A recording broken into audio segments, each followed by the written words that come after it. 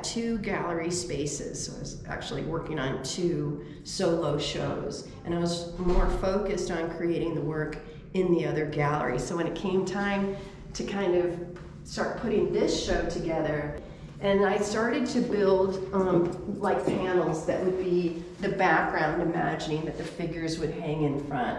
So I had these geology maps from my ex. These were his father's. He was a geologist here in New Mexico, and so these are from the 70s, and I cut them and glued them together with other maps. With the drawing lines, I felt like I don't like to do shading. I'm more invested in line, that the quality of the line almost became a map shape, some sort of diagram.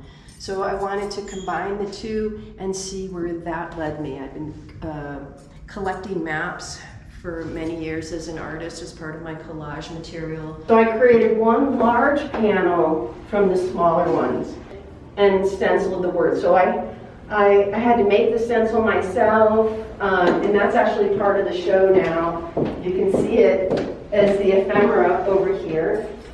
We could just cut that and stuck that on the wall. So I made my own stencil, and then had 4 different panels. Then in the end, then I glued it together here. So when I started working, trying to create the background panels, this one, I had all this manila paper because I thought that would look good with the folders. It looks kind of vintage. The maps would look older, and I was able to print some maps, and like this is a letter of marque, skeletons and things. This is a old map of Jamaica here, and just printing on them, and then starting to draw on them and see what that's like. And then I put those together and made another panel. These I printed up and painted to try to antique them. So, here was another panel. The other room, the idea I wanted was that I had lost a really good friend to COVID, and we lost so many people worldwide that there's so much grief just floating around that we can't even manage because it's ongoing, it's still going on.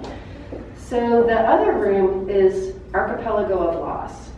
The idea that each drawing was its island of what's no longer here, or what we don't have. And that's why on this piece, maps always say, you are here, you are here, you are starting here. So for me it was, you're not here. And this friend of mine that I lost, we did all this traveling together. She was really the backbone of me. So it's you're like, well, where to now? Yeah. And put it on. Yeah. That looks cool.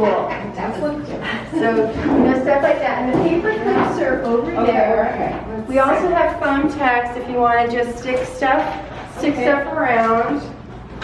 With this mapping room, I wanted people to be able to come in and work with me. I had a couple of days where people could, just stick stuff on and put added letters about people that they lost, the pain that they were experiencing, because there's not really any place to put it because it's just ongoing. It just keeps going and going. The room is about mapping and hopefully finding direction. I thought that, at the end, after everybody had placed something, maybe we would get a sense of where we're going.